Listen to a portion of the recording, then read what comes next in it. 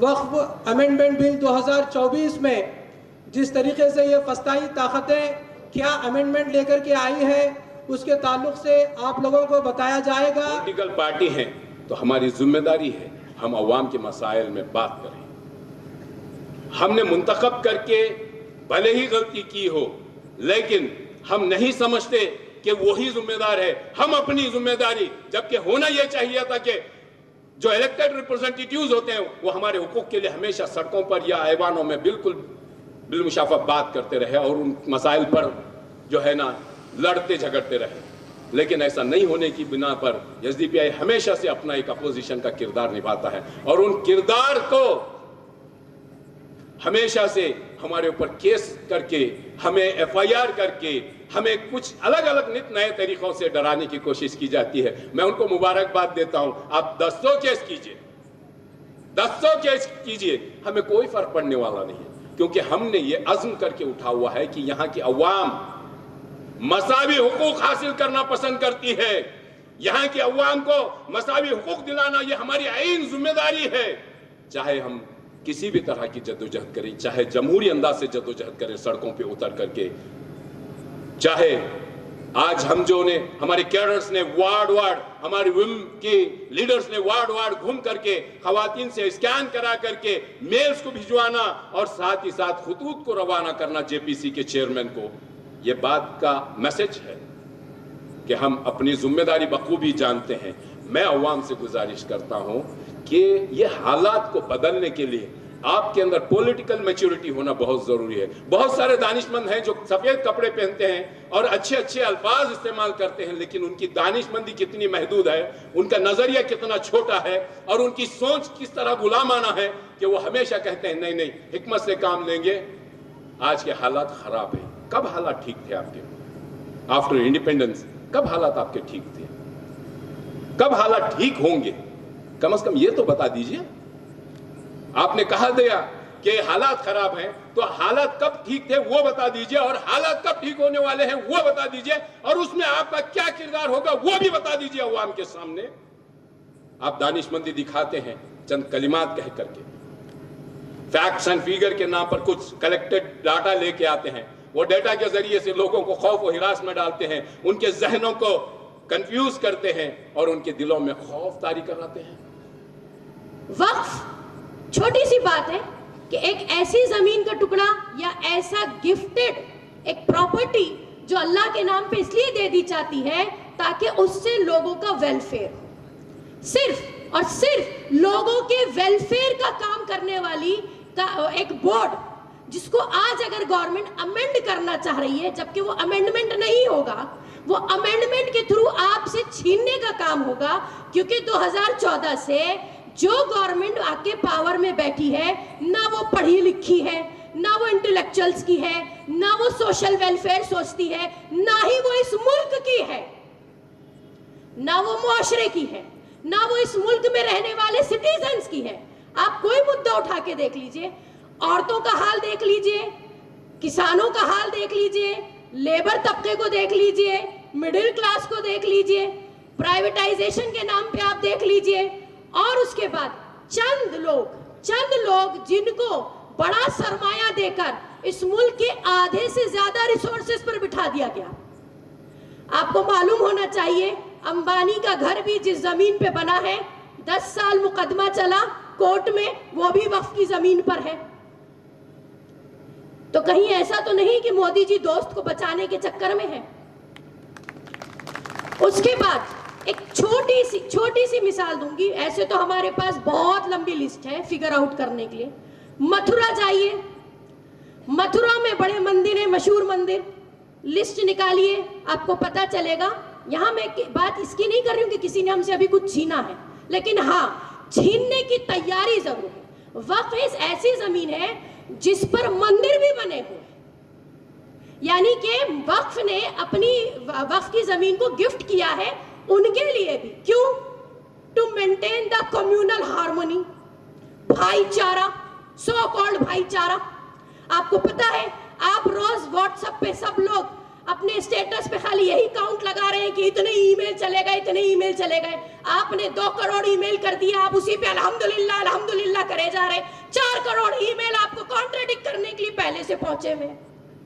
अब कहां जाएंगे, अब क्या करेंगे? उसके बाद हम देख सकते हैं कि हमसे हमारी बाबरी मस्जिद हमसे छीनी गई। आजादी के बाद हर वो 10 साल में ऐसे बड़े बड़े दंगे करवाए गए जिसके अंदर मुसलमानों का कत्लेआम किया गया। हमें तालीम, सियासत, रोजगार और तिजारत से दूर रखा गया। हजारों झूठे इनकाउंटर यानी फेक इनकाउंटर किए गए और यूएपीए, टाडा, पोटा और एनआईए जैसे काले कानून बनाकर हमारे बेकसूर लोगों को जेलों में ठूसा गया। देश के कोने कोने में मॉब लिंचिंग कर दी जा रही है। हमारे मस्जिदों, मदरसों, दरगाहों और कब्रिस्तानों को भी नहीं बख्शा गया। सीए और एनआरसी जैसे कानून लाके मुसलमानों को सताया गया। फ्रीडम ऑफ रिलीजन छीन ली गई। हिजाब और टोपी को क्रिमिनलाइज किया गया। बुलडोजर के जरिए हमारे घरों को, इबादत गाहों को, प्रॉपर्टीज को डेमोलिश किया गया। दोस्तों, ये सब कुछ हमेशा जुल्म और नफरत खून के दरियाओं में डुबोकर किया गया। अब वो हमसे हमारा वक्फ भी छीनना चाहते हैं। हमारा वक्फ, मैं साफ अल्फाज में ये कहना चाहता हूं, सुन लो नरेंद्र मोदी, बीजेपी, आरएसएस वालों, सुन लो। हमारा वक्फ किसी के बाप की जागीर नहीं है। ये सिर्फ और सिर्फ अल्लाह की मिल्कियत है और ये मुसलमानों की मिल्कियत है। हमें इस बात को क्लियर कहना चाहते हैं। हमारा वक्फ, अगर तुम इस पर हाथ भी डालोगे तो याद रख लो, ये सरजमीन गुलबर्गा, ये हफ्त गुम्मत का ये जो तारीखी मैदान है और इस मुबारक महीने की कसम, अल्लाह के रसूल सल्लल्लाहु अलैहि वसल्लम की मीलाद की कसम और हजरत ख्वाजा बंदा नवाज गेसू दराज रहमतुल्लाह अलैह की इस पाक सरजमीन की कसम, तुम बर्बाद और निस्त नाबूद हो जाओगे। याद रख लो इस बात को। दोस्तों, आज के सियासी माहौल में एसडीपीआई जैसी तहरीक की जरूरत सबको समझना है। मुल्क के कमजोरों, बेजुबानों की ये आखिरी कोशिश है। अगर हम आज एसडीपीआई को रियल अल्टरनेटिव नहीं बना सके तो दुश्मन हमारी सांस भी छीन सकते हैं। वो मर्द नहीं जो डर जाए हालात के खूनी मंजर से, वो मर्द नहीं जो डर जाए हालात के खूनी मंजर से। जिस हाल में जीना मुश्किल हो उस हाल में जीना मर्दी है। हमारे जिस्म जख्मों से जोर से ही मगर तुम अपने शिकस्ता तीर गिनो, खुद अहले तरकश बोलेंगे ये लड़ाई किसने हारी है। ये लड़ाई हक की लड़ाई है, ये लड़ाई तुम ही हारोगे। जब हम अपनी प्रॉपर्टी बचाने के लिए अपनी जान की, अपनी माल की जब हम फिक्र नहीं करते तो अल्लाह की प्रॉपर्टी बचाने के लिए कि हम अपनी जान की, माल की डर से हम पीछे हट सकते हैं क्या? नहीं हट सकते। तो आज 2013 के बाद अगर ये बिल अमेंडमेंट के साथ अगर ये बिल वापस हो गया तो अल्हम्दुलिल्लाह बहुत अच्छी बात है।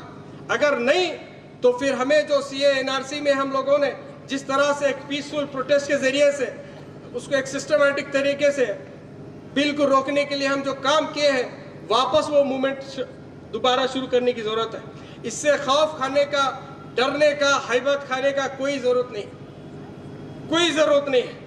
मुझे याद है गुलबर्गे के हमारे 2 भाई जेलों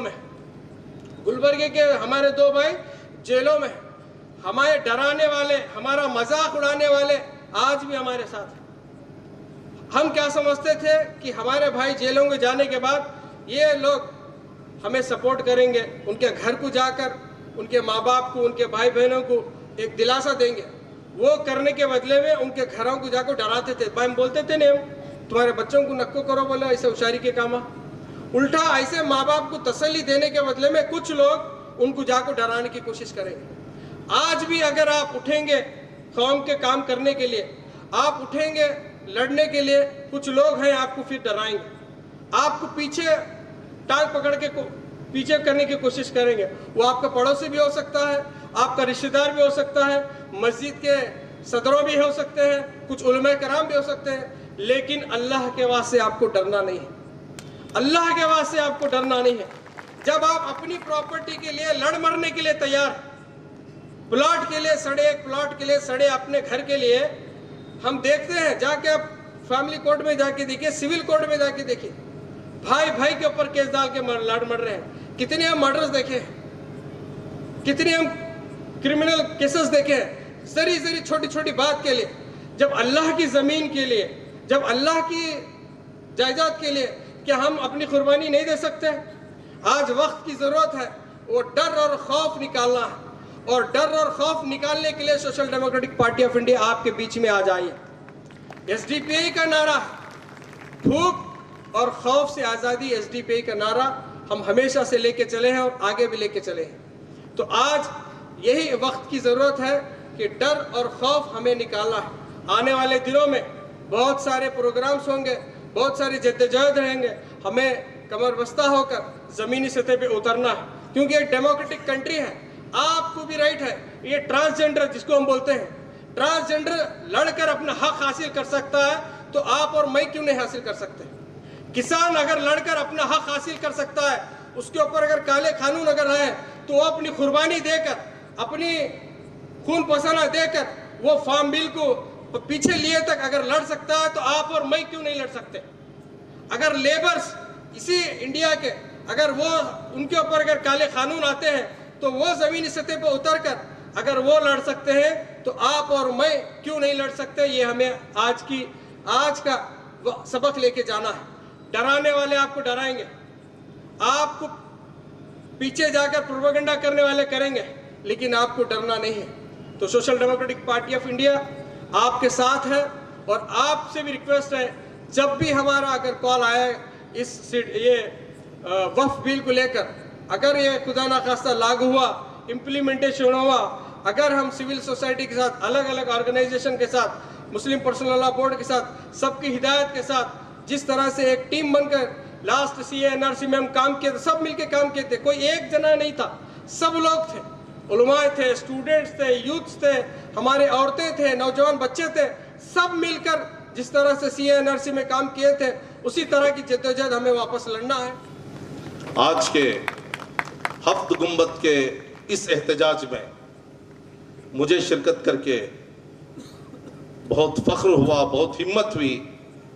मुझे ऐसा महसूस हो रहा है कि इस बिल के खिलाफ मुल्क भर में एक लंबी लड़ाई के लिए अवाम तैयार है, औरतें भी तैयार हैं, गोद में बैठे हुए छोटे छोटे दूध पीते बच्चे भी तैयार हैं, बुजुर्ग हजरात आप भी तैयार हैं, मेरे नौजवान साथियों आप भी तैयार हैं। ये लड़ाई लड़के ही जीती जा सकती है, ये लड़ाई लड़नी ही पड़ेगी, और ये लड़ाई छिड़ चुकी है। जब पार्लियामेंट के अंदर इसे पेश किया गया, जो चीज प्रपोजल कानून की तब्दीली के लिए या कानून को बदलने के लिए या नया कानून लाने के लिए कोई भी एक प्रपोजल पेश किया जाता है, तो उसे बिल कहते हैं, और जब वो अक्सरियत के साथ, फॉर्मेलिटी के साथ पास हो जाता है, उसे एक्ट कहते हैं। अभी भी ये एक्ट नहीं हुआ है, ये बिल है। ये बिल को बिल्लों में भेजने का इंतजाम करने के लिए आपके जज्बात की, हौसलों की और कुर्बानियों की जरूरत है। एक नई तारीख हमें बनाना है। मैं तो यहां पर किसी कौम के किसी तबके को, किसी पार्टी को मैं तफरीक करना नहीं चाहता। मैं दावत देता हूं, आओ, आप भी आओ, आप भी आओ, आप भी आओ। हो सकता है अब तक बहुत कुछ खो चुके हैं, बहुत कुछ हमारे अंदर तफरीके थे, बहुत दीवारें खड़ी हुई थी, बहुत कंफ्यूजन्स था, बहुत अय्याशी कर ली, बहुत आराम कर लिया, अब लड़ने के दिन है, आओ। अब स्टेज के दिन नहीं है, आइंदा हम स्टेज नहीं डालेंगे, ऐसी कुर्सियां नहीं रहेंगी और ऐसे मैदानों में हम नहीं बैठेंगे, हम रास्तों पर बैठना पड़ेगा। धूप की चिलचिलाती हुई तपिश को बर्दाश्त करना पड़ेगा और फिर जज्बाती बन के नहीं, मजहबी बनकर, मुहज्जिब बनकर, एक नंबर का शहरी बनकर, कॉन्स्टिट्यूशनल लबादा ओढ़कर, रेस्पेक्ट के साथ ये लड़ाई को, हमें एक लंबी लड़ाई के लिए हमें तैयार होना है। वक्फ किसे कहते हैं? वक्फ रुक जाने को कहते हैं। किस चीज से रुक जाना? मिल्कियत से रुक जाना, करप्शन से रुक जाना, दल्लाली से रुक जाना, मिसयूज से रुक जाना। सिर्फ उसका मालिक अल्लाह, इसका कोई चौधरी मालिक नहीं है, कोई चेयरमैन मालिक नहीं है, कोई मुतवल्ली मालिक नहीं है, कोई फैमिली मालिक नहीं है, कोई एमएलए मालिक नहीं है, कोई एमपी मालिक नहीं है। इसका मालिक सिर्फ अल्लाह। जिस तरीके से मेरी जान का मालिक अल्लाह है, जिस तरीके से मेरे बाप और मेरी मां का मालिक अल्लाह है, इसी तरीके से ये वक्फ प्रॉपर्टी का मालिक भी अल्लाह।